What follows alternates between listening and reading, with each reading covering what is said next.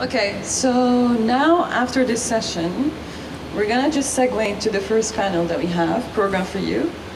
I don't know how you want to do this. Do you guys want to put chairs in the front, or are you comfortable still going up there? Yeah. If they're up there, yeah? Okay. Amen, are you staying with us? I know. Like, leave it. Do you want us to go up on the stage? Yeah. Okay. Yeah, it'll be much easier.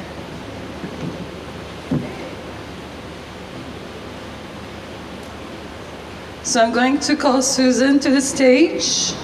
Ghida Ibrahim. Well, Susan is an IBM senior technical staff. Okay. We need to put more tables.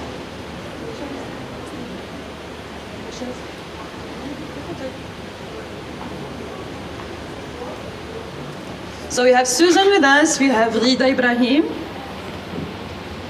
we have Soumow Atitallah, and Fatima Husseini.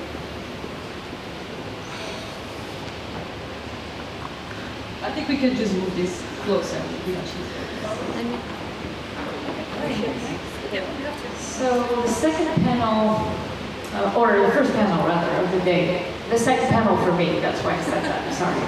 So the first panel of the day will be about industry, right? So we have various leaders in the tech industry in several companies, and I'm actually going to let them introduce themselves, tell you more about their positions, what it is they do, etc. Susan, will you? Okay. So I'm Susan Malaika. I work at IBM. Does anybody know what IBM stands for? What?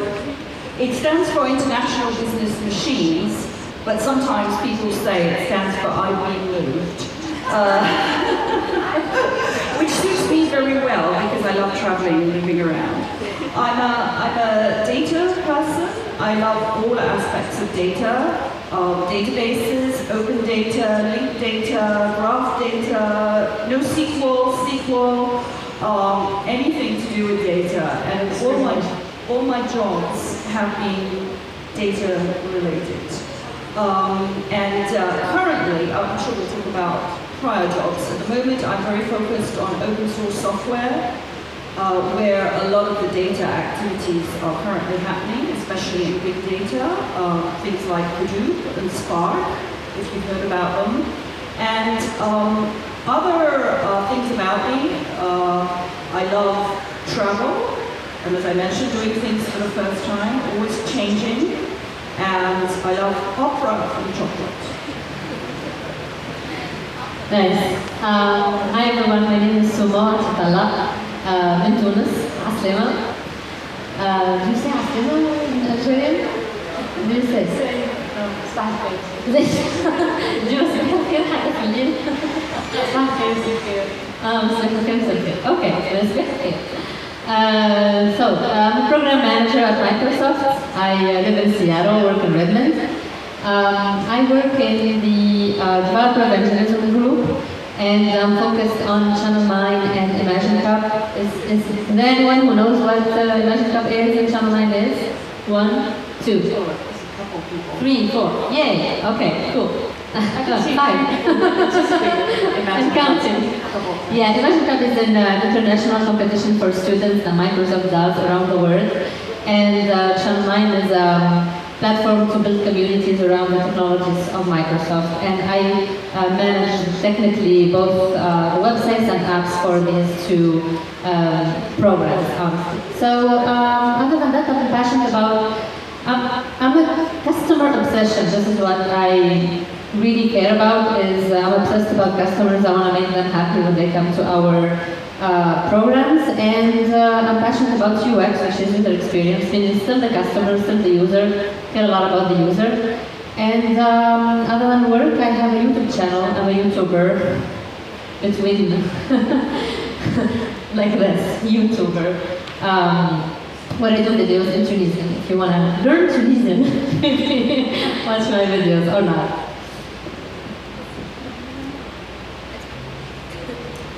And I'm a mom.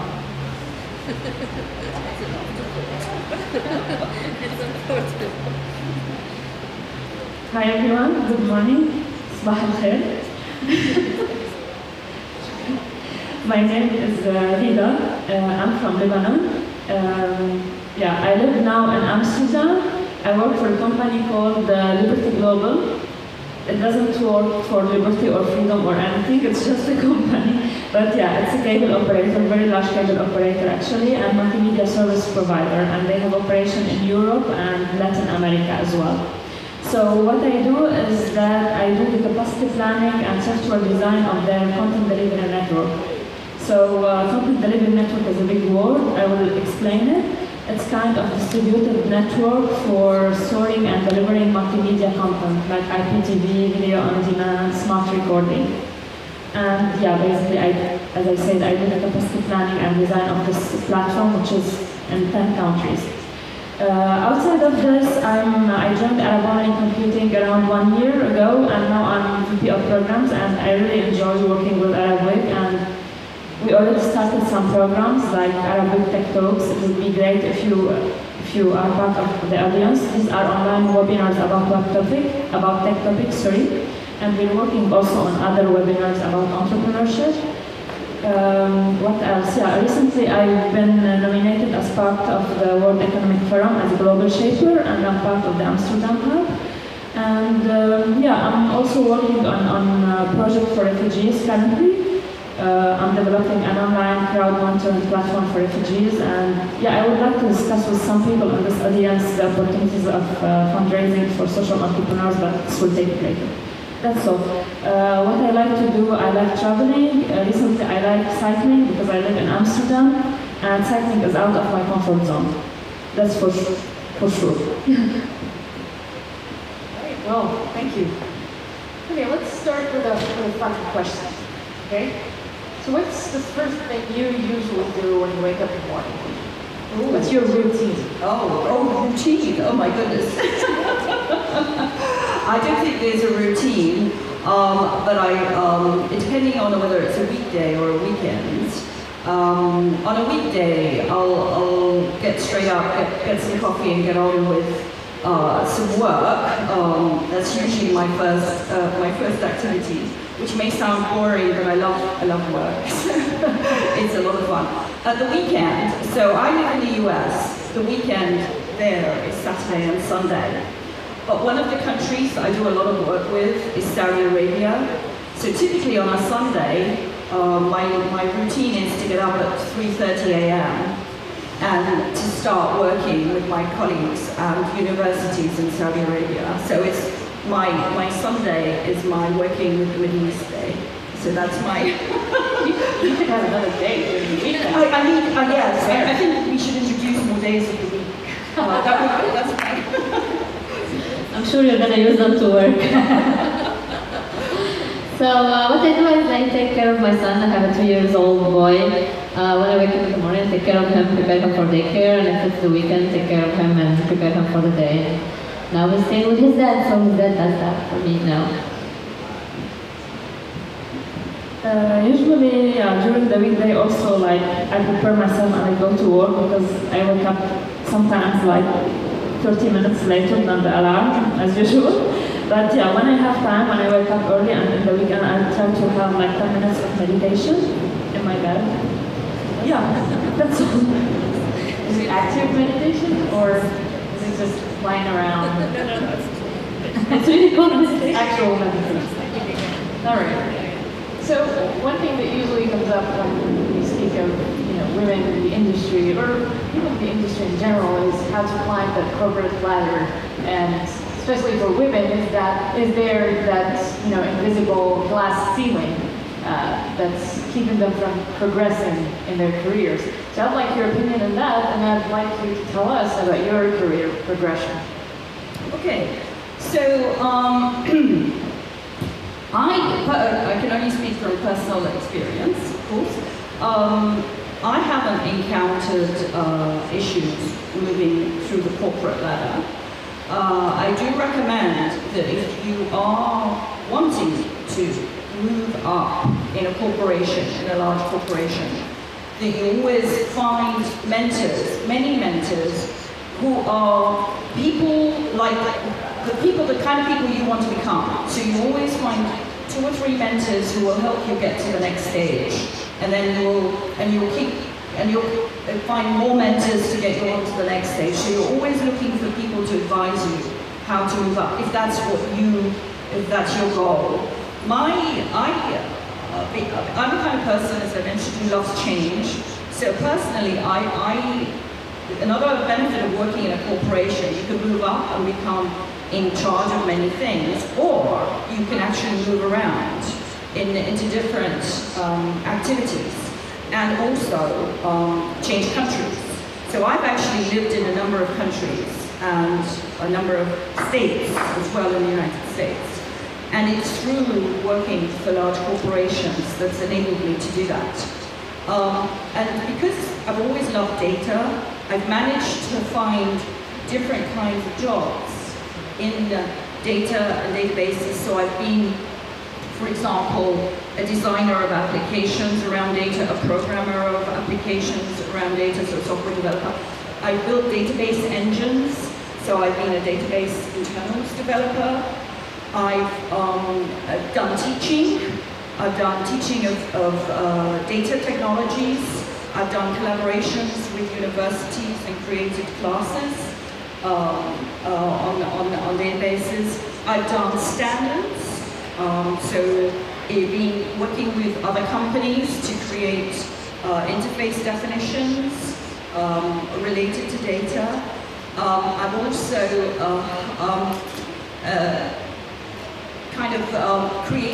been involved in the creating of new consortiums, which involves negotiations with other companies.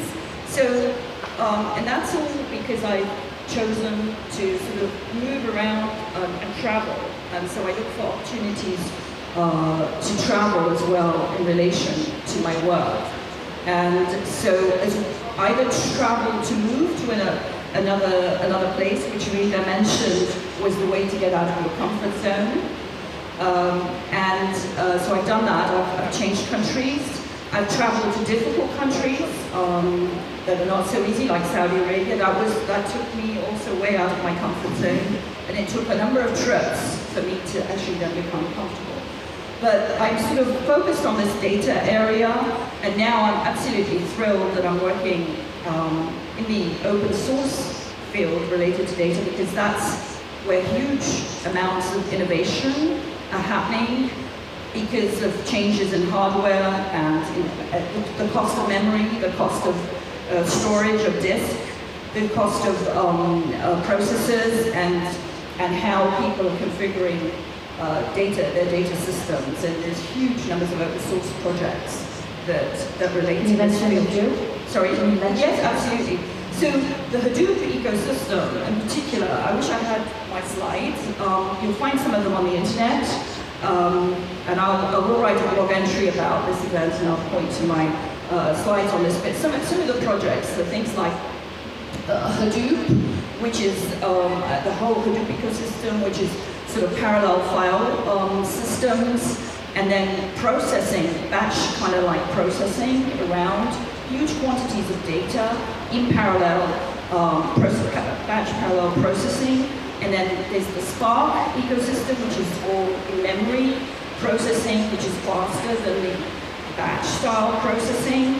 And then there's another whole initiative around streaming of data from Internet of Things, from devices, from wearables, from everywhere, from cars, and some of the projects around stream processing in open source called Kafka. One of them is called Kafka, which is hugely popular at the moment. And so yeah, it's just a wonderful field. And what I'm seeing is there's a huge growth in all these ecosystems around these open source projects. And eventually there may be a little coalescence coming in the next 2 or 3 years, but at the moment it's just flowers are blooming everywhere. It's beautiful. Just going back to your first point, yes. briefly about mentors and Yes. So what would you advise mentors? Approaching mentors? Absolutely. And, yes. Approach people.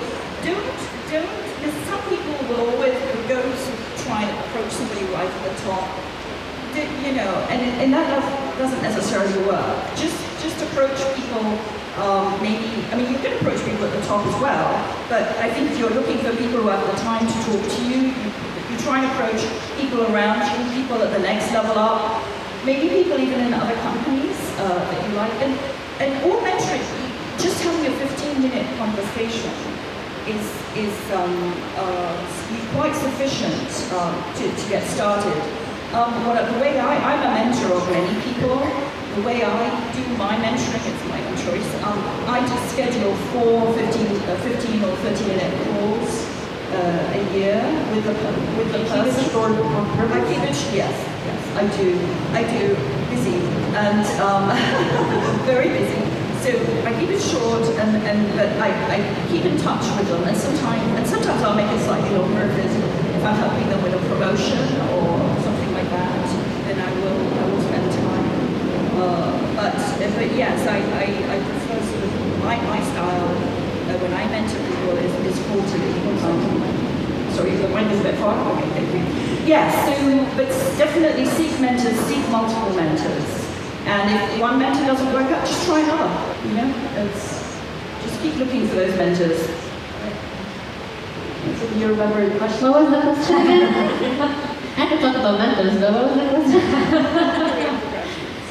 Career progression, yes. So, first of all, I mean, I'm still working out. I mean, myself, I'm in the path, I'm in the journey, but I don't consider myself successful yet. I know you're not like that, and I will pay me for that. Don't. But I see myself still in the path of progress, and I have a goal, and I mean, I have small goals that I reach, but I have also a big goal, and I'm still going there. So I don't know if I can tell you if there is a class over women's. I didn't see it yet, at least in the US. I think it's different from a country to another. Definitely. I worked in France and Paris only for a year, maybe I can confirm or deny what I would say, but I think there is more sexism than in the US, at least in big companies. In the US I worked only for big companies, Logitech, Microsoft, so I cannot talk for startups or consulting companies. But big companies, honestly, I didn't see anything bad. I see only like they push everyone to be a better version of themselves. They push everyone to have mentors, like you said. I didn't hear about mentorships before, and now I have mentors, and I look for mentors, and like you said, I try to find the mentor that will help me with the things that I care about.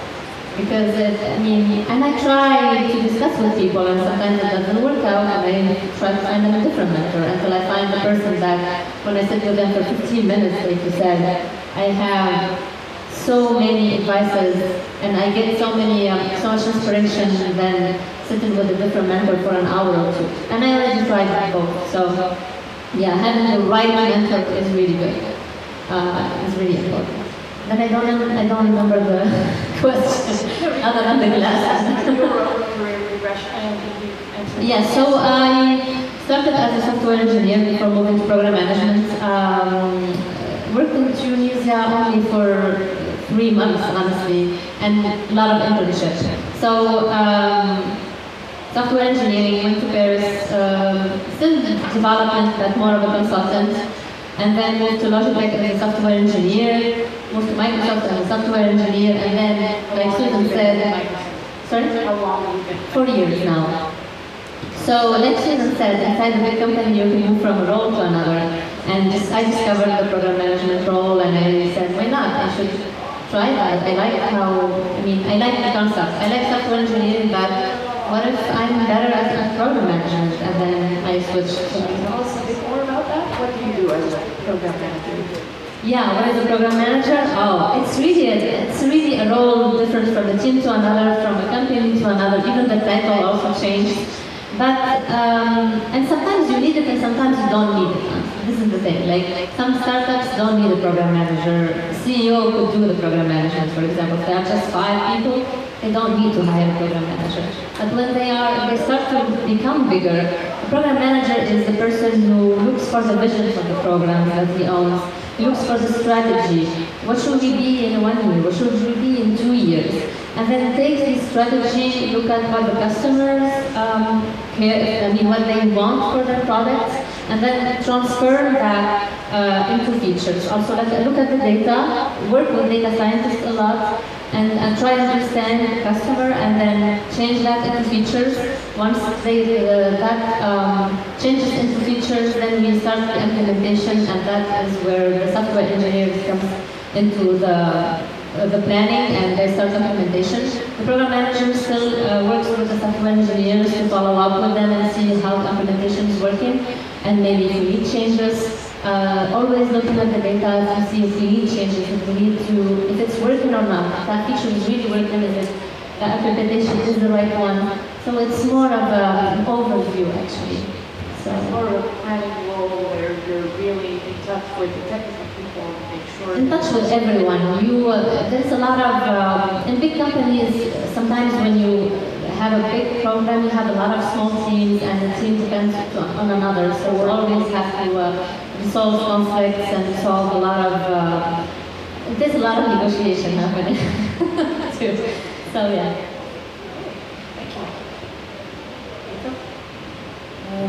Well, I would like question, right? Yeah, I have.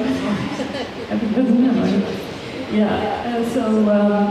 Like I would start with an advice. Don't label yourself in the industry, because like don't say I'm a software engineer. I cannot be a program manager, for instance, or I'm a research person. I cannot do project management. I cannot do something like operational or anything else.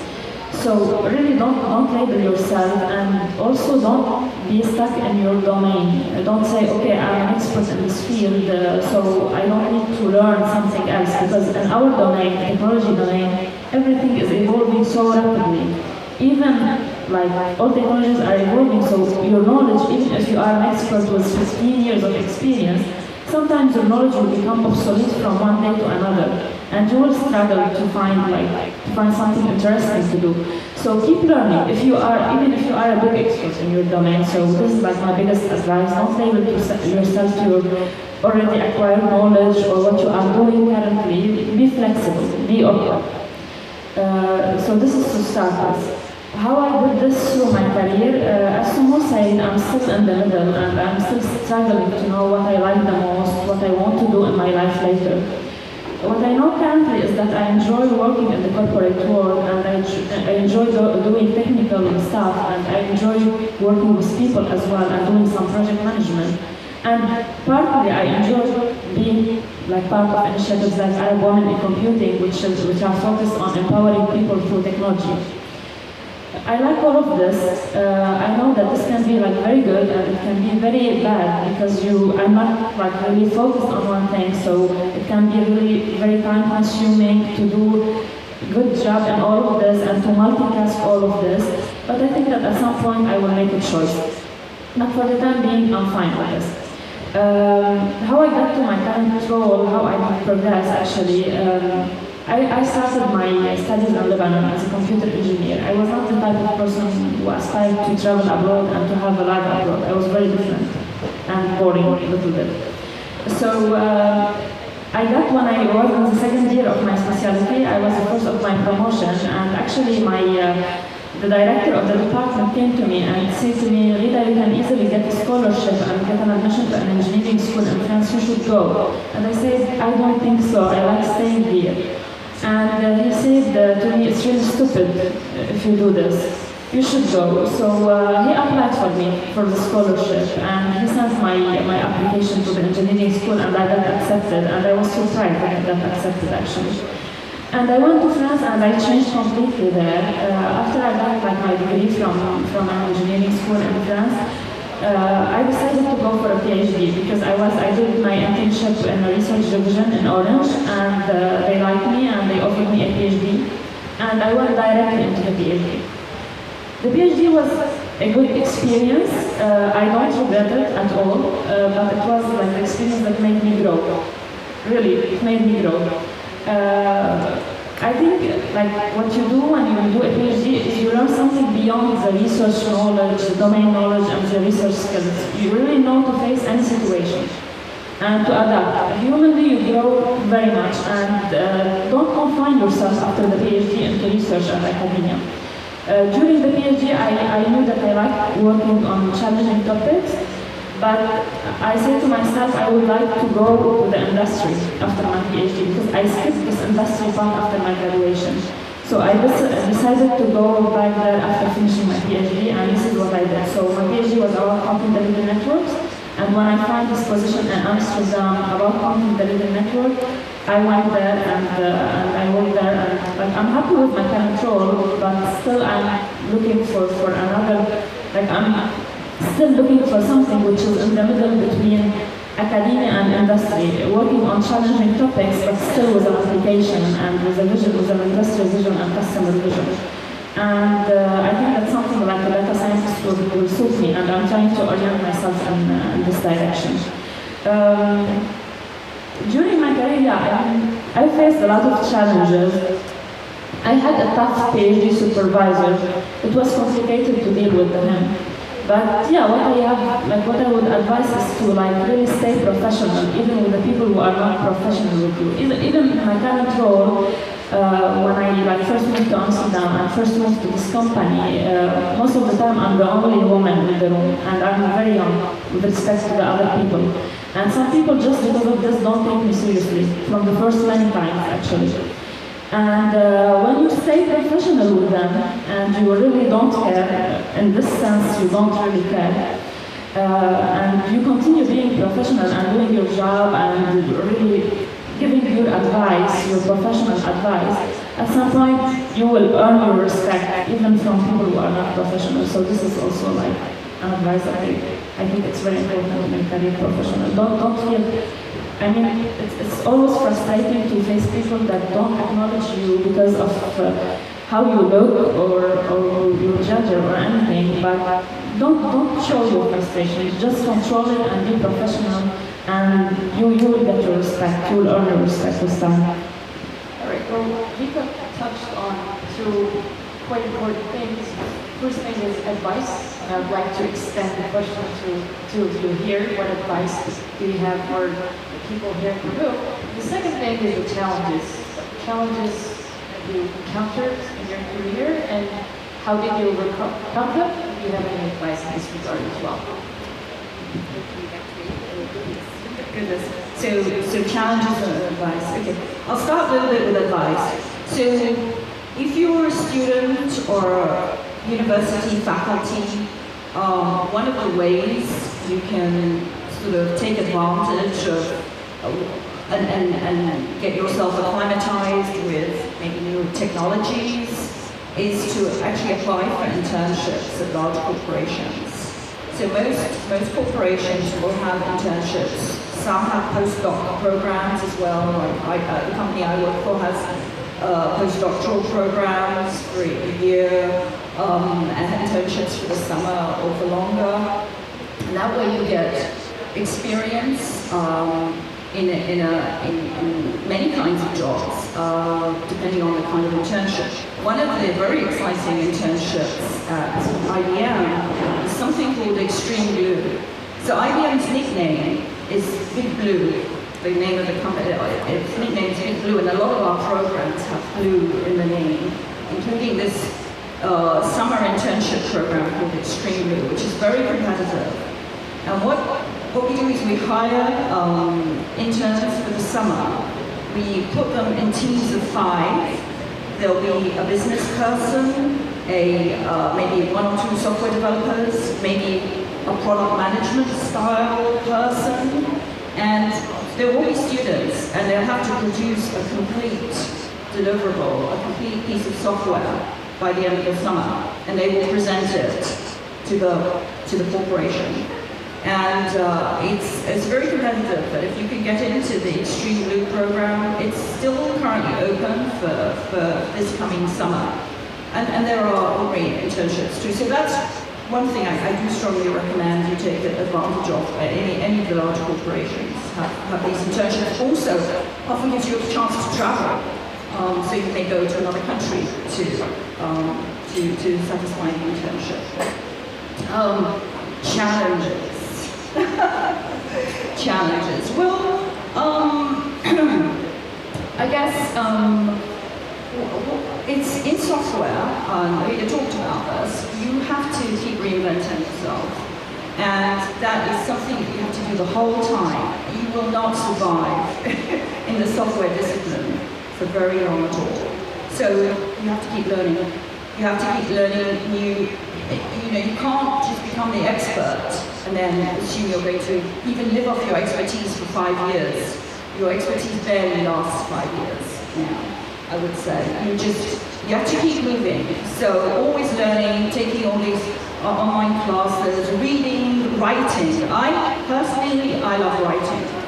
And writing is a very good way to put yourself out there, because if you write, then people come to you from everywhere. And you get invited to conferences, you get invited to co-author, so if you're capable of writing, that's another piece of advice. It kind of overcomes challenges, so you force yourself perhaps to write about something brand new that you just taught yourself, just implemented, just had a client project and write about it. And so that's a piece of advice which also overcomes challenges. So there I answered both your questions in one. Very smart. Okay, so after lunch I have a talk, 30 minutes, where I will give advices. So I'm gonna give my advices for. Woo! I hope it's gonna go well. Put it the bar very high for myself. But for the challenges, like Ghida said, there's a lot of, I face a lot of human challenges.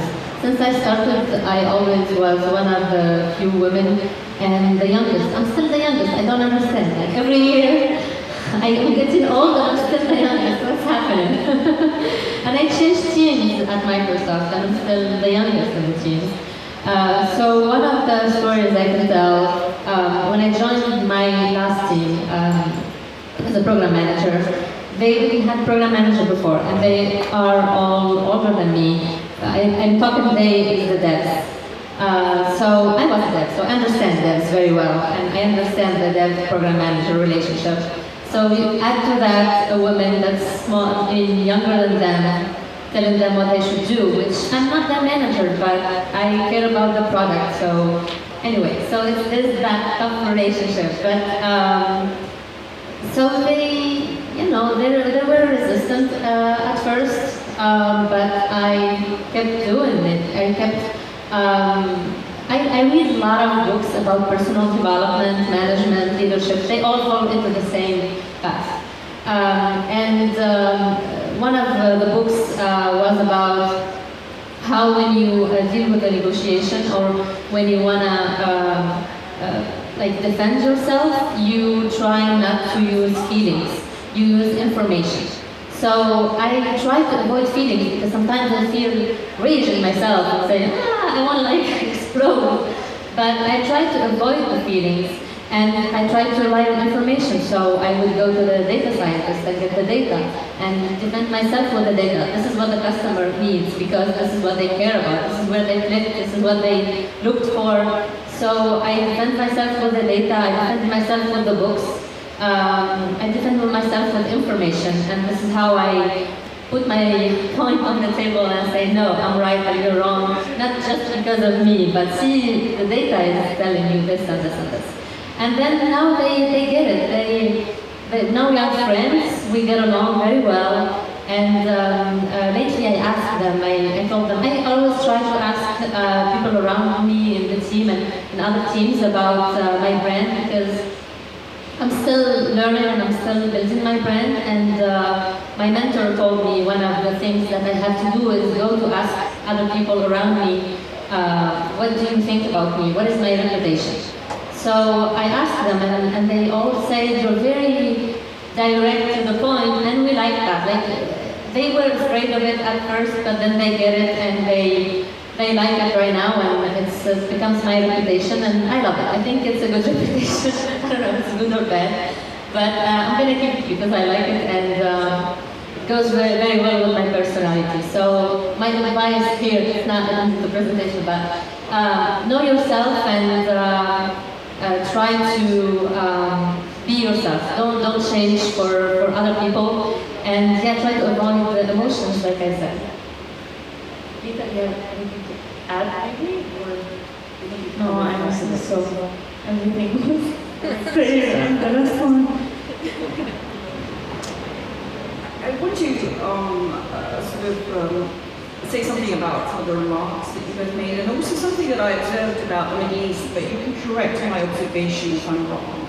So I've observed that having the word manager in your title is pretty important in the Middle East. Is that correct? Yes. Now, and France, okay. So this is not true for many parts of the world, certainly not true in the US.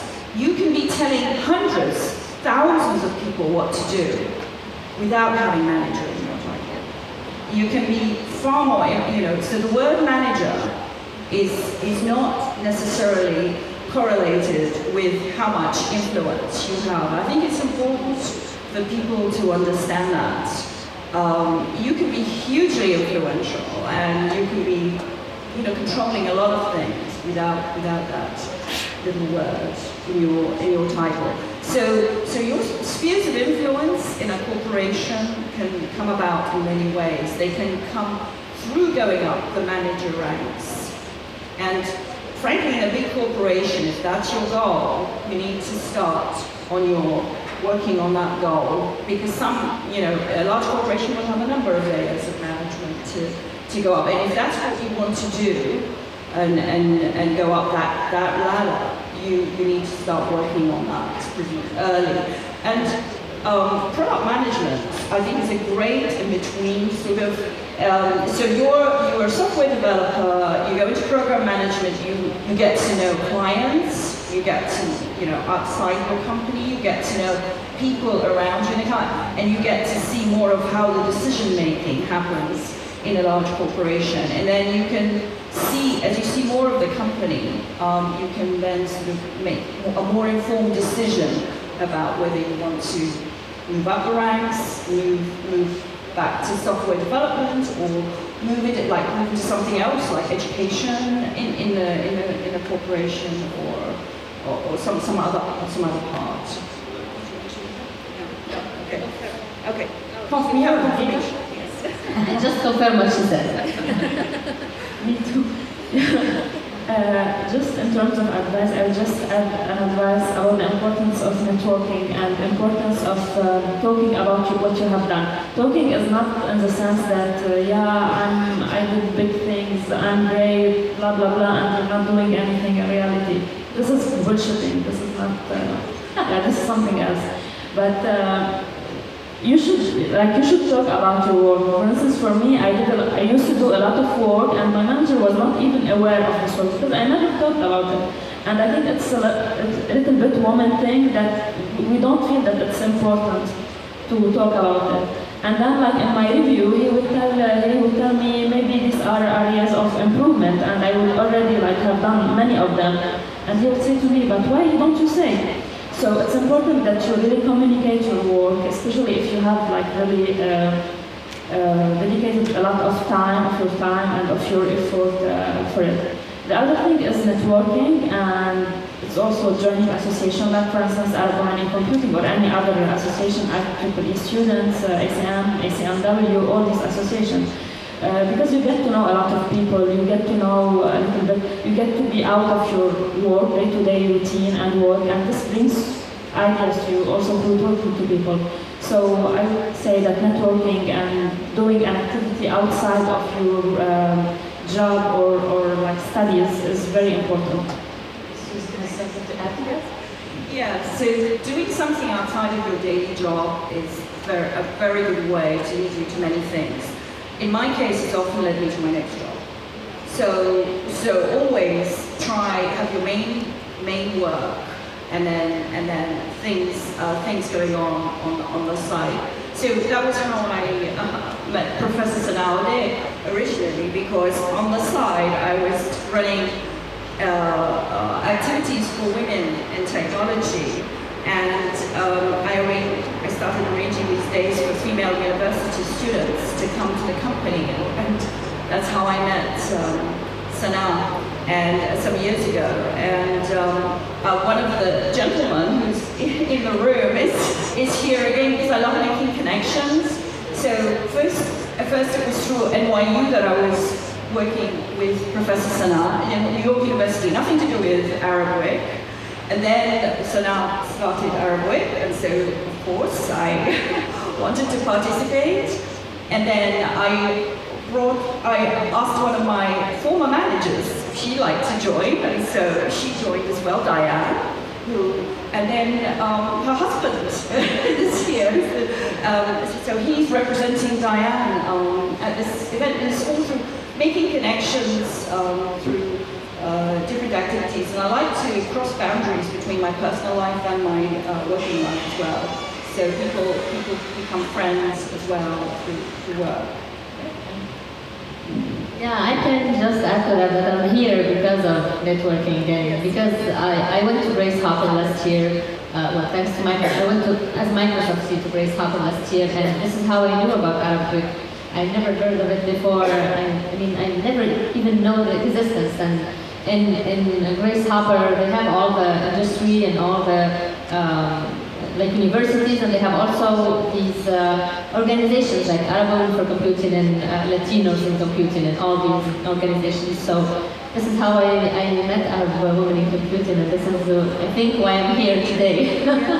So networking is really a great tool, and when you do it, you don't feel that you are doing it for some point. Like I didn't go to say hi and meet them because I knew they were at an event and they would invite me. No, I didn't even know what they were before. So you do it because you want to meet people and you want to, I don't know, even you have new friends. And then it becomes networking. So I don't know what is the real definition for networking. I call it networking after it happens, and after I realize that it was networking. But I don't do it before I really realize it's really networking. Yeah. All right. Well, we start out by saying something like harder, and let's end with that. Oh, we are. Yeah. Oh, sure. No, we're gonna have questions and answers. Okay, good. Okay, session. Can you tell us one successful thing you've done the past week and the past 2 weeks, something you're proud of, something you'd like to share? 1 week? Okay, let's Coming here, getting a visa, getting all the approvals. that was awesome for me. I was so excited about coming here. It was touch and go. And ever since I saw the movie El Gusto about Algiers singers, Shami singers, I've always wanted to visit Algiers, and I can't tell you how happy I am to be here. What was that?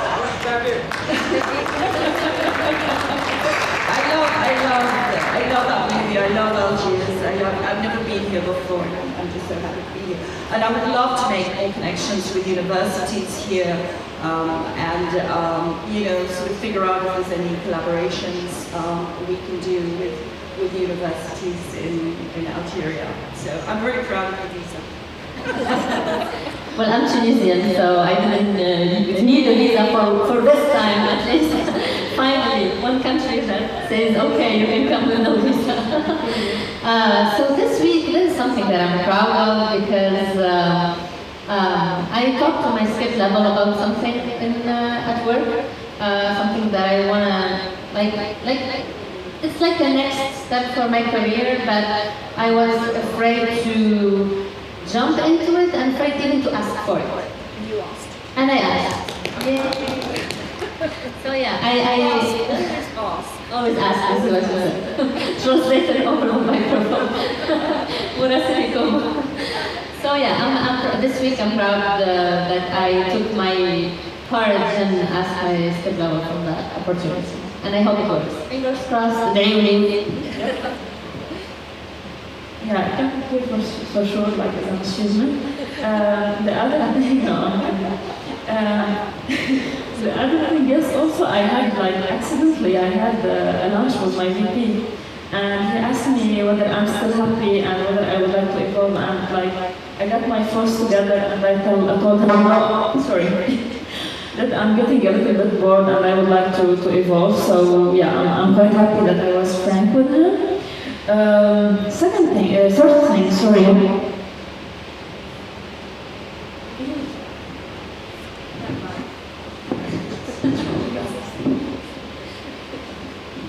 Third thing is that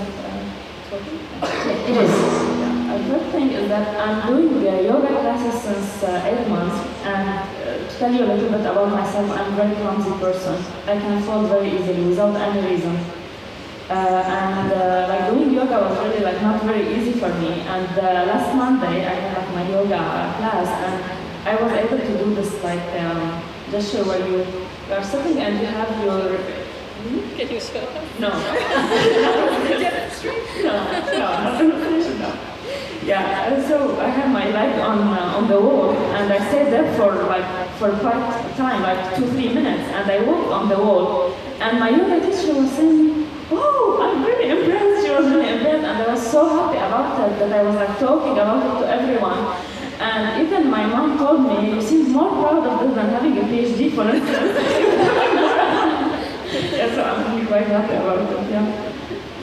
All right. Well, now let's open it up for questions from the audience. Be brave. Get out of your comfort zone. Get out of your comfort zone. No? No questions? Oh, here we go. Can we have the mic here, please? I can do this. Yeah, or you can take the one. Here you go.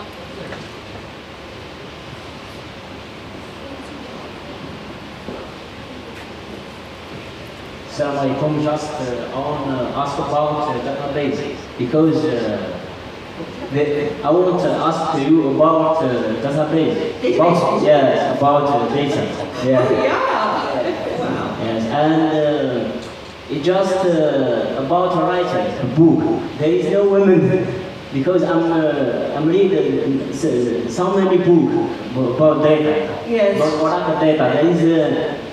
There is no woman there. You know, there is no woman leader there. There's no women leaders in the Yes, yes. All right, Exactly. we'll have to do something about it. In the technical way, there is no woman. Okay. No, there are Jennifer Whittam is a female, a woman, a database professor. No, there are. Yeah, it's right too. Yeah. Yeah. And about open source data, there is a leader woman because I'm an Oracle. Oracle, yes. But in open source, like there is I don't know, Oracle. There is no in technical way. There is no woman.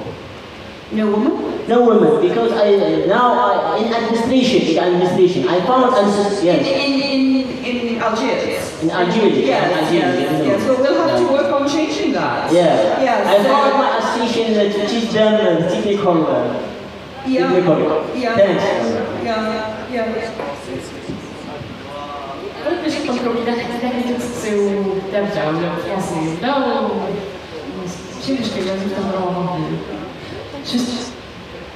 juste pour vous encourager à poser plus de questions. Voilà.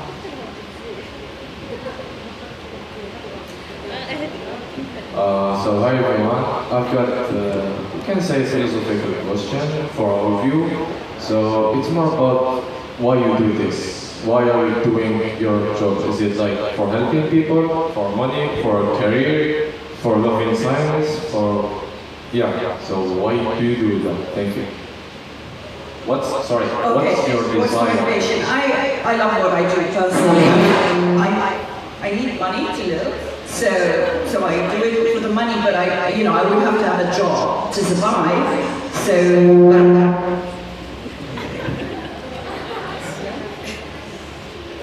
it's okay now? Okay. Yes, but I love what I do. So I change my job quite often, and I always look for change. I always like to try new things, and I'm doing the job that I'm doing because I love it. But I do need the money. Well, yeah, like Susan said, I'm happy with my salary, of course. We are very well paid in the industry. Alhamdulillah. But it's not for that. It's not only for that, because if you don't like your job, you will be miserable every single day. And being miserable every single day is really bad. I already tried it. Believe me, it's really bad. So I do my job because I love my job. I really love what I do, and if I ever find myself not happy, I will change other teams or roles, or I will find a way to change. But I will not stay in a job where I'm not happy.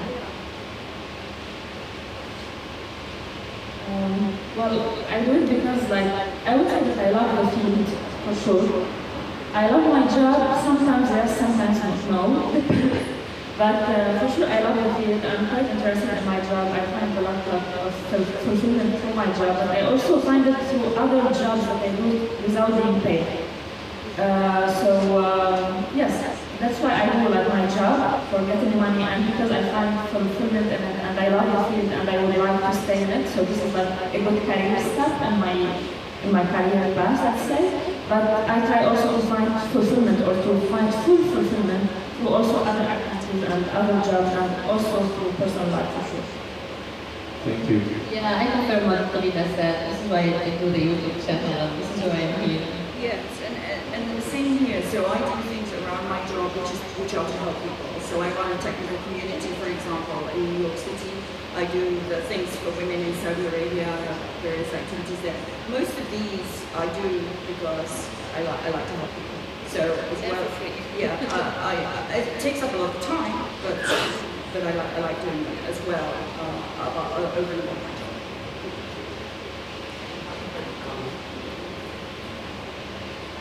Well, what is I mean? C'est dans le sens du travail. Parce que non seulement le travail pour les people et aussi pour... Can you put the microphone? Like this? Yes. Yeah, I'm not expensive. Moi, quand j'étais là-bas, enfin, j'ai touché en maths et d'autres matières qui m'ont intéressé. Et tu as acquis certain knowledge, tu vas travailler non seulement pour faire de l'argent, mais aussi pour vraiment avancer. Je pense que tous les apprenants sont motivés.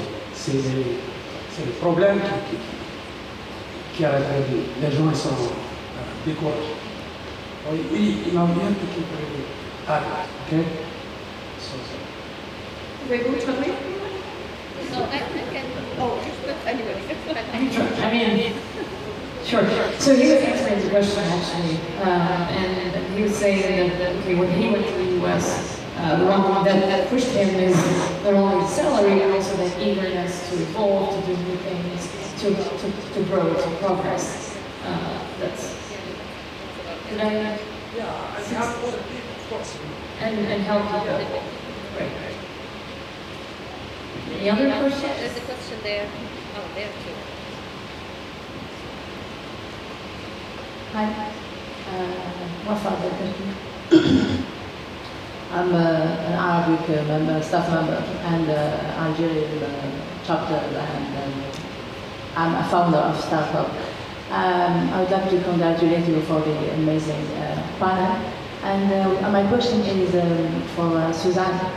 I would like to, I'm a founder and member of the Algerian African Open Source Forum.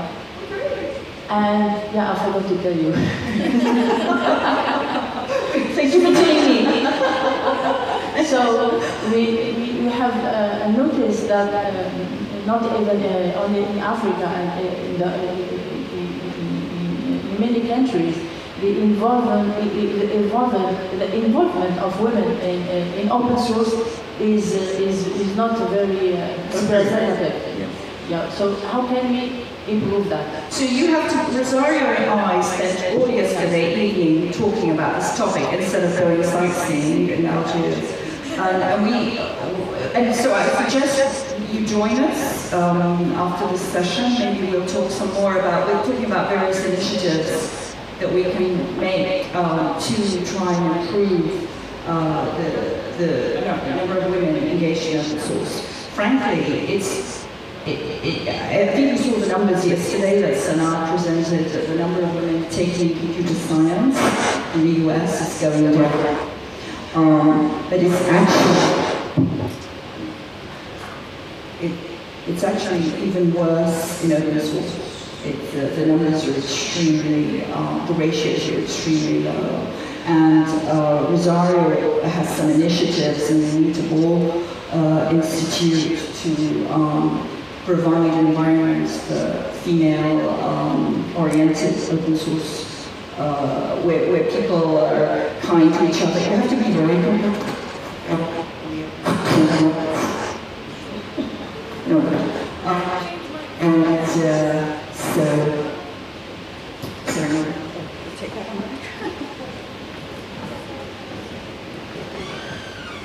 so yes, you have to be very competitive. You have to work in open source. You have to defend yourself.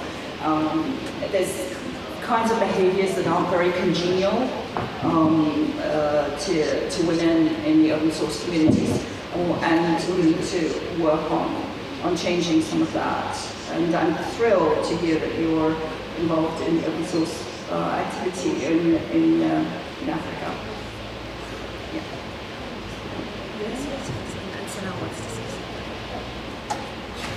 Wow, that's going to be very complicated. Sorry about that. I'll try not to be complicated.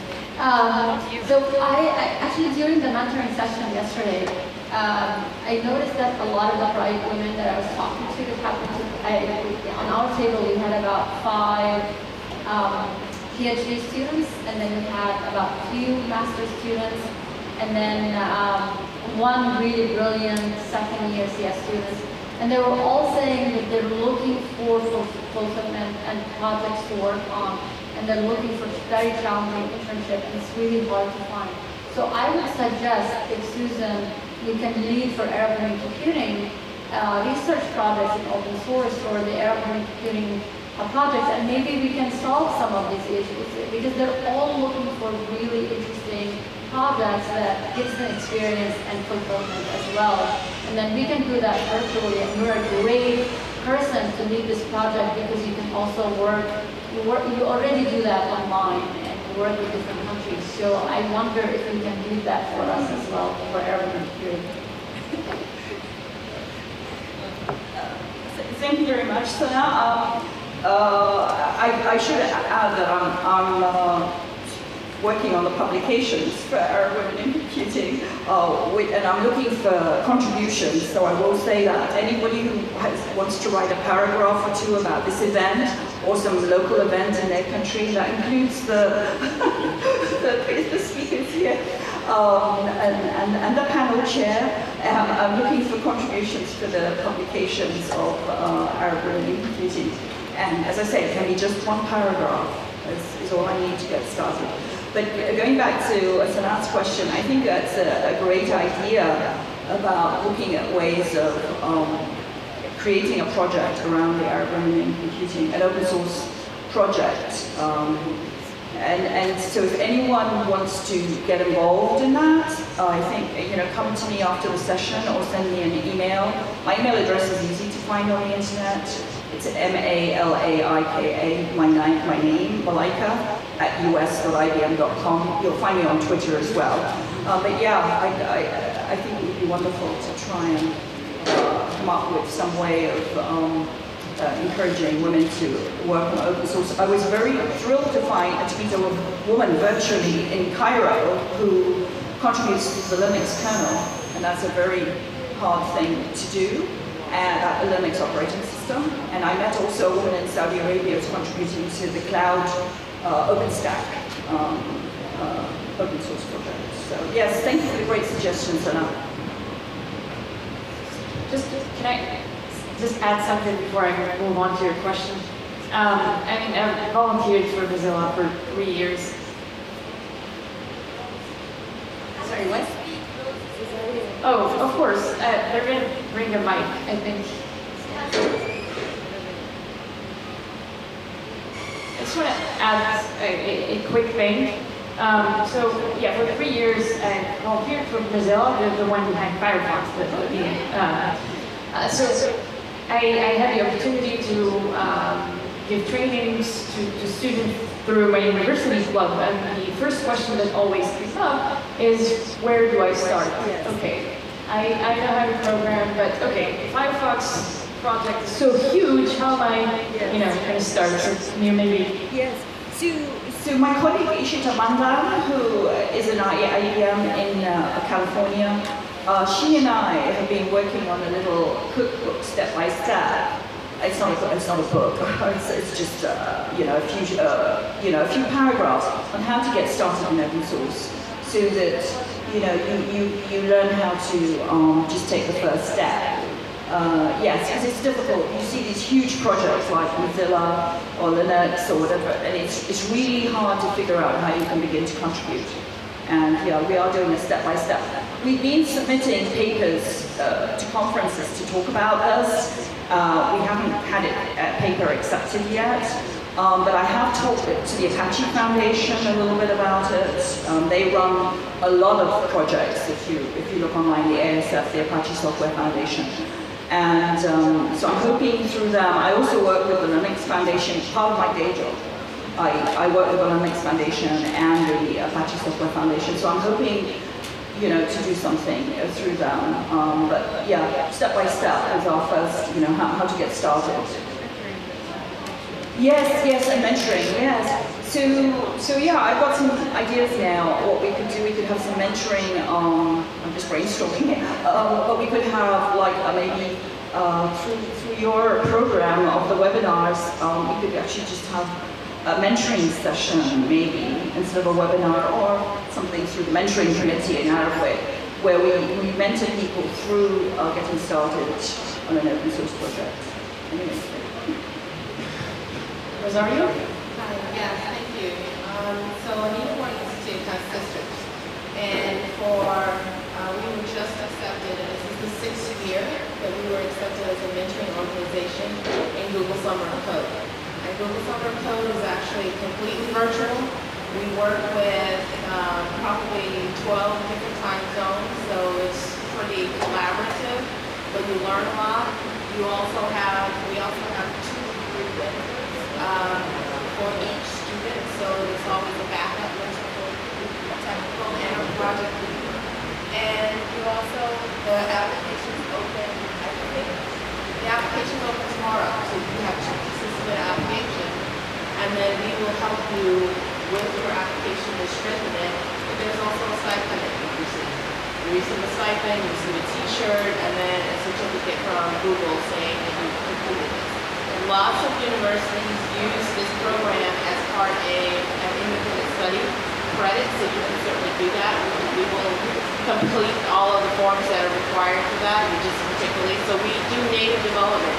We have mobile development, Android, iOS, web in Python, Ruby on Rails, Java, and we also have automated testing. The automated testing is very, very important for us because we do have a lot of web development. So that is done on the Selenium frameworks. You absolutely get mentors, you absolutely will learn, but also be collaborative with other students and mentors around the world. So do you have to be students to apply? So to apply to the Google Summer of Code, yes, but we also have women that come to us and want to actually learn and participate and get started in open source. Like Susan said, it's a tough environment. Open source is, the community is not so inviting, but we pair women with one-on-one with other women that have been participating in open source for a very long time. We have a very supportive group, both men and women, who we've worked with in the past, like Mailman and the Python Software Foundation. So very, very one-on-one. And we don't only just have projects where are technical. To really get introduced, there's documentation, there's testing, and then we also work with Soumow, which is like an emergency management software company. So we're trying to change that culture a little at a time, but it is very hard. So we're providing that safe space for women to really get started in open source. Any other questions?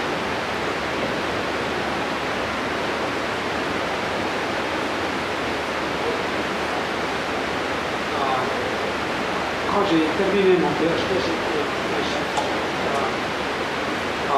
I was hired by IBM as a mathematician and applied for operations research, management science, doing theory, anything like that. The manager said, "Yeah, free to do Keep the mic. Yes, you are free to do whatever you want to do. What I would like to see how you can improve the performance of this huge system, MBS, developed in old times in the 70s and 80s. So I had like OR and statistics. So I tried to really investigate and trying to figure out. I had to learn the operating system and figure out all what's going on, the charting that's going on. The question I have really Susan? Yeah, yeah. Soumow? Yeah, but our neighbor from Tunisia, she mentioned capacity planning. I did that. It was a long time ago now. Up to now, what do you do in capacity planning at Microsoft and also in the open source, how it is? So capacity plan, like, you have to do many stages, like, in particular, something that I would like to have our young friends here to know about testing. Testing is very, very important in software.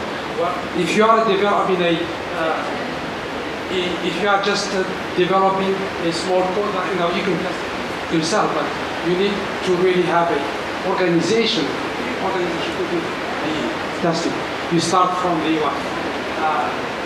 unit test, everything, functional. I was doing the whole performance. So I'd like you to really help us a little bit and give some ideas about for Microsoft, because you have the small systems, Thank you. So, it's a tricky question because Microsoft just changed how they operate, right? So before last year, in the same product, you can find a developer, SDE, software development engineer, you can find a program manager, and a software development engineer in tests. And that person works fully on, not unit tests, the software development engineer does the unit test, but the SDEV develops tools for testing, and does a lot of functional testing, does a lot of automation testing, and especially they are doing development, but more of tools to help the product, test the product. But since a year now, we merged them together with engineers. So now they are all software engineers, and the goal is to have the engineer knows everything, from development to testing to everything. And before they start even development, there is a lot of products they are doing this way. They look for testing before even development. So they think about how they will test this functionality, and then they start coding it, which is, I forget how it's called, but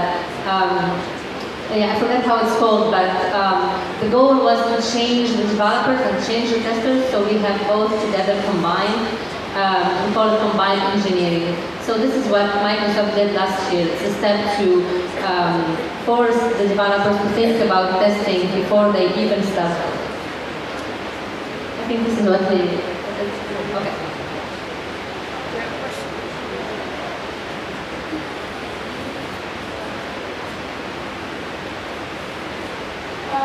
My question is for. You said that you were lazy and bored and different. I was lazy. What did inspire you the most, and what was the thing that pushed you to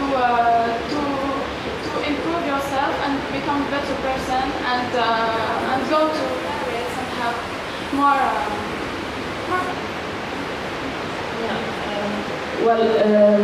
I said that I was like kind of boring person with regard to myself. So now when I look to myself, to my old self, I would consider myself kind of boring. But I was never lazy. I was always a very hard-working student. I was always like really trying to be at the top of everything I do. And this has good points, it has bad points as well. But anyway,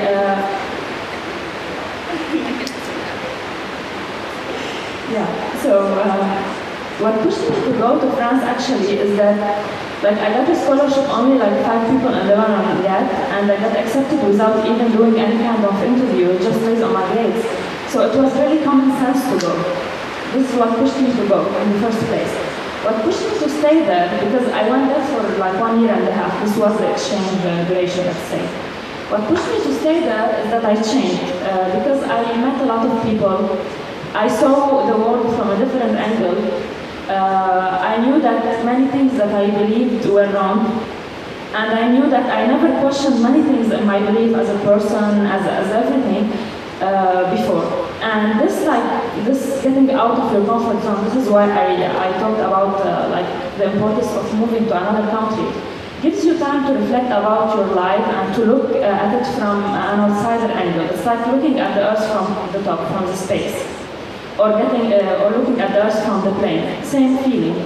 And I think this is what happened to me. And when I lived like abroad in Paris and in France, and I got to know a lot of people, and I went through like a lot of professional and personal experiences, I discovered that like it's really important to go beyond really like having good grades. It's like what you do with these grades, or what you do with your degree, what you do with your field. It's important to go beyond really absorbing all the knowledge that you get. It's what you do with this knowledge, how do you share it with the others, how do you create knowledge yourself. So this is a little bit like what happened, and I think it will happen to many people who have this experience. And then like after 5 years in Paris, I also felt that I'm really coming back to the same old feeling of not changing myself and staying in my new comfort zone. So I wanted also to go out. So this is why I moved to Amsterdam. And honestly, I really don't regret all these experiences. I mean, these are the best things that ever happened to me. And I imagine that if I was still stuck in my old way of thinking, I would have never done a lot of them. And this would be a pity, really. I can answer the lazy question because I'm a lazy person. I'm not proud of it, but I'm a lazy person. Meaning when I was young, I was always the first of the class, but when I started the teenage years, it's like a kind of a revenge or something. I was only having good grades in the areas that I liked. If I didn't like if I didn't like what I was studying, or I didn't like the teacher, I would not have a good grade. So I was not the major of my, like Ghida, mashallah. I was not the major of the university, I was not the first in the class. I just enjoy, there are things that I like. I like algorithms, so when I enjoy something, I do it. I'm not lazy to do something I love, because I will have fulfillment, I have passion for that, I have fun. I always look to do something for fun. So if you're lazy, it's not enough actually. You have to be lazy, and you have to also not like what you're doing to not do anything. Lazy by itself doesn't force you to not do anything. So look for fun in the things that you like. Look for the things that you like. Look for things that gives you that passion, that fulfillment, that energy.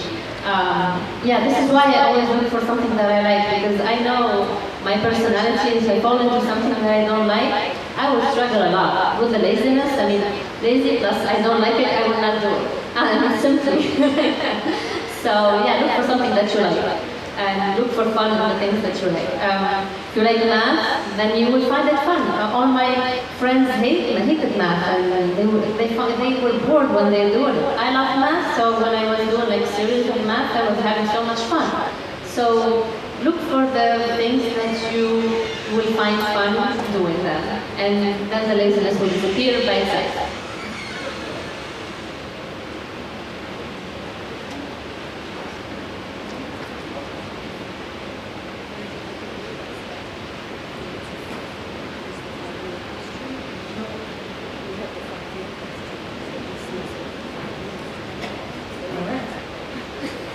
No more questions from the audience? Okay.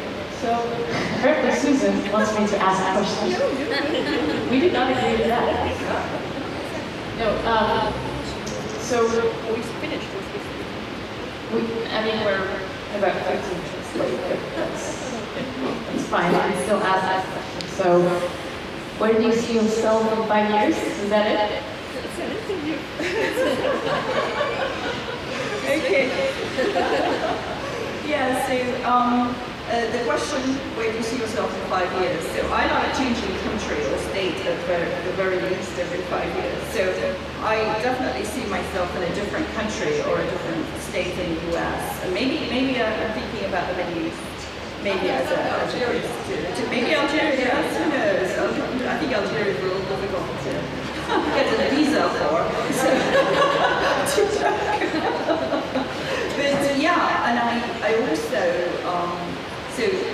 also sort of see, I mean, the data technology is just changing so fast. So there may be a coalescence, so some things may come together, and we may see some trends at the moment. It's just everything is happening. So I'm hoping in 5 years we'll see maybe graph databases have settled down, maybe stream processing have all become, everybody's agreed on what technology to use, and then there'll be the machine learning, which sits on top of all the open source machine learning projects will now become they are booming as well, but a lot is changing underneath, so I'm hoping I'll be working on a more stable base and maybe on the machine learning and cognitive type computing, artificial intelligence type software. Honestly, for myself, I don't know. This is the honest answer. I don't know what I see myself in 5 years. What I try to do is I ask myself every 18 months, am I happy? Am I feeling fulfilled? Do I still have passion for what I do? And then from that answer, I take a decision either to move or to stay or to look for what's missing and then ask for more opportunities. But I don't know where I see myself in 5 years, honestly. And I'm fine with that. I don't have a 5 years plan either, not even the 5 months. No, but honestly, I know that like on the longer term, like in the next 1 to 3 years, I would like to move to the domain where Susan is working, which is data science and machine learning, and I'm really working hard on it. So yeah, I would like to be part of this domain, if you're working on it as a data scientist or any other position that would like to get me involved in this domain, would help me get involved in this domain. Other things, yeah, I would like to continue to work on things outside of my daily work, and I think that this will be a challenge as we grow up, because I will have a family, maybe, I don't know, but if I have a family, it will be, I think, a challenge for me to continue. I don't know. Yeah, but I really hope to continue doing things outside of my work and becoming, I don't know how much I will live for the rest of my life anyway. Just for the family thing, you will find that you will create the time somehow and find time to do the things outside the work. Well, thank you so much for this, these in-depth, I think, answers. I'd like a round of applause for these 3 wonderful ladies. Thanks a lot. Thank you.